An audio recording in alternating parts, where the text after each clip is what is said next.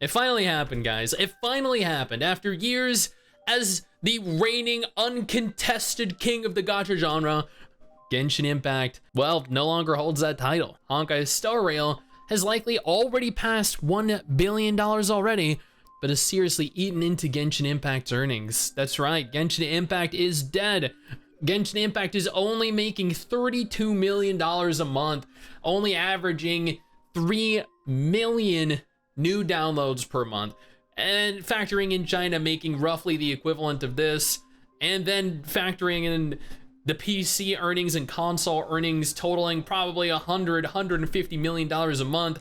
Genshin Impact is on death's door. It is approaching the end of its service. There is no way Genshin Impact can survive on $100 to $200 million a month. It just can't. What are Hoyo gonna do?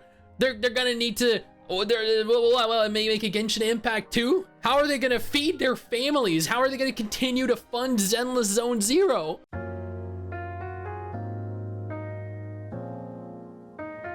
So there was a thread posted over on mobilegamer.biz. Honkai Star Rail's spectacular launch is not all good news for Genshin Impact maker HoYo'Verse, a new report has claimed. Now that, okay, let's, this is very good news. Genshin Impact is making globally, disregarding China, $30 to $40 million a month. Honkai Star Rail is making $50 to $60 million a month. Before Honkai Star Rail came out, Genshin was making $40 to $60 million a month. Now the cumulative total of Honkai Star Rail and Genshin Impact together is higher than anything Genshin Impact had on its own. So while Genshin Impact has definitely suffered a decline in terms of monthly revenue, Hoyo as a whole has been nothing but bolstered by the addition of Honkai Star Rail.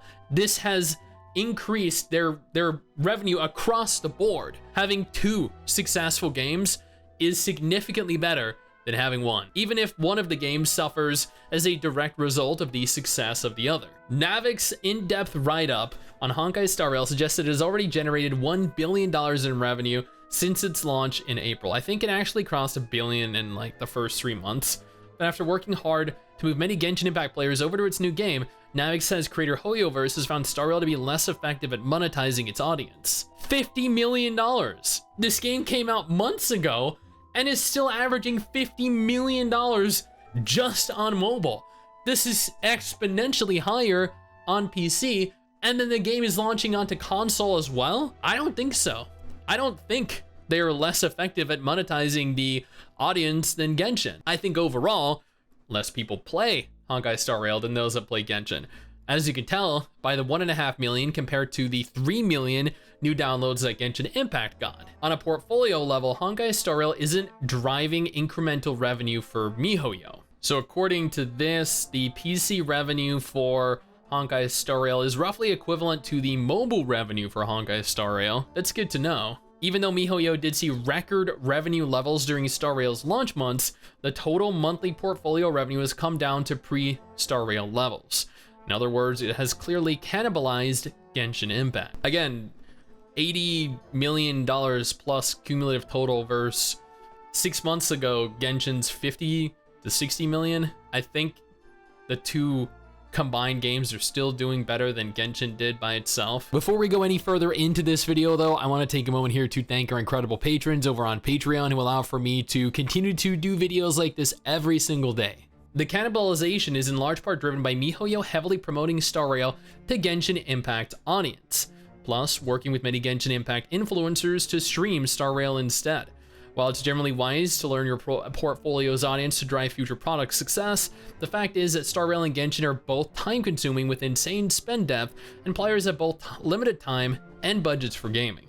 Now, I will point out here that yes, Genshin Impact players did play Star Rail a lot during the first month, but Genshin Impact is just as popular now as it was a few months ago, and Genshin Impact admittedly just hasn't really had all that much to spend on. I think once you're up to date with Genshin, once you're up to date with Honkai Star Rail, there really isn't much in terms of content you need to log in to actually complete that would warrant hours worth of investment every single day. So I think it's completely within the realm of possibility to play both Star Rail and Genshin every day, every week. I don't think they're necessarily inhibiting one or the other. It's quite simple. Genshin Impact players are spending more time and money in Star Rail, and therefore not as much money in Genshin Impact anymore. I think actually players, not necessarily Genshin Impact players, but players are spending a lot of time in Star Rail. I personally agree, yes, but I think Genshin Impact just hasn't done much to drive sales recently. I know there was a several month content lull while moving into Fontaine, and I haven't played Fontaine, so I don't know what characters they've had in banners, but evidently they haven't been too popular. The report goes on to state that Star Rail is not as revenue efficient as Genshin Impact if you look at the two games' revenue per download curves. At month 5, Star Rail's iOS US RPD is 40% lower than that of Genshin Impact, says Navik.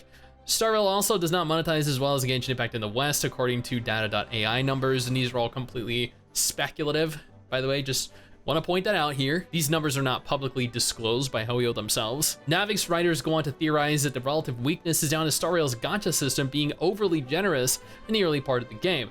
Oh no! The gacha is too generous. How horrible! A lack of things to do in the endgame. Oh no! It's almost like I'm gonna have to play another game as well, like Genshin Impact, which is interesting because up here they literally state that you can't play both games, and down here they're saying there's nothing to do. So evident, like that's a little bit evidence to the contrary, right? And middling live ops engagement. It also notes that there was relatively little in the way of monetization testing before global launch.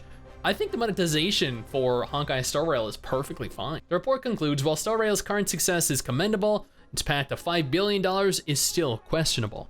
Even though the game is a breath of fresh air to turn-based RPGs, had a great launch, and was able to attract Western players, it is now cannibalizing Genshin Impact, not generating incremental revenue for miHoYo, and clearly has some product issues to work through to become more revenue efficient. Further, Star Rail's launch clearly showcases some cracks in HoYoverse's strategy. miHoYo needs to rapidly learn from Star Rail's launch implications and figure out how to not make the same mistakes. The game was a critical, overwhelming success. They had a successful, well-received gacha business model. They were friendly. They gave us lots of stuff. What are they talking about? What do they need to learn from? This was an overwhelming success. If Zenless Zone Zero offers us much the same and does much the same, it will be equally as large of a success. Honkai Star Rail and Genshin Impact combined make up literally 70 to 80% of the entire revenue for the gacha market. Like, it is incredible how much these two games make. Oh no, HoYoverse is leeching money from Hoyo'S. I think this is well worth it in the long term. By diversifying their portfolio, they can catch more overall players among the Hoyo'S games in the long run. And that's true. By having more games covering more genres, they can attract more players into their games. Something to note is that Genshin released during the peak of the COVID pandemic, when people were more likely to stay at home and not spend money or time vacationing, eating out, etc. This translates to a wider audience to play Genshin Impact, more disposable income to spend. I highly doubt miHoYo will see as much success with Genshin with any of their upcoming releases. That is actually a very valid point. I didn't think of that. This guy pointed out exactly what I did. The fact is that Star Rail and Genshin are both time consuming, and then immediately proceeds to say that there is a lack of things to do. Is this written by ChatGPT or what? For the record, I play Star Rail precisely because it's not time consuming. That's what I mean.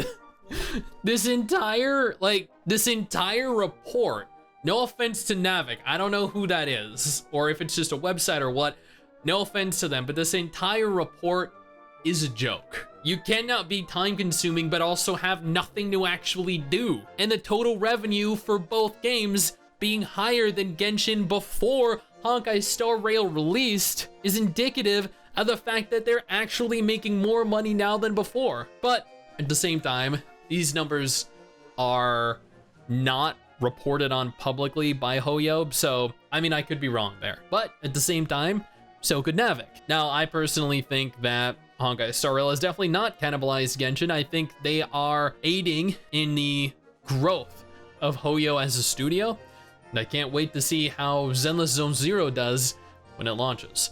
Now, if none of Hoyo's games look like games you'd be interested in, absolutely no problem. I got you covered with 2 different videos on screen right now that might be of more interest to you.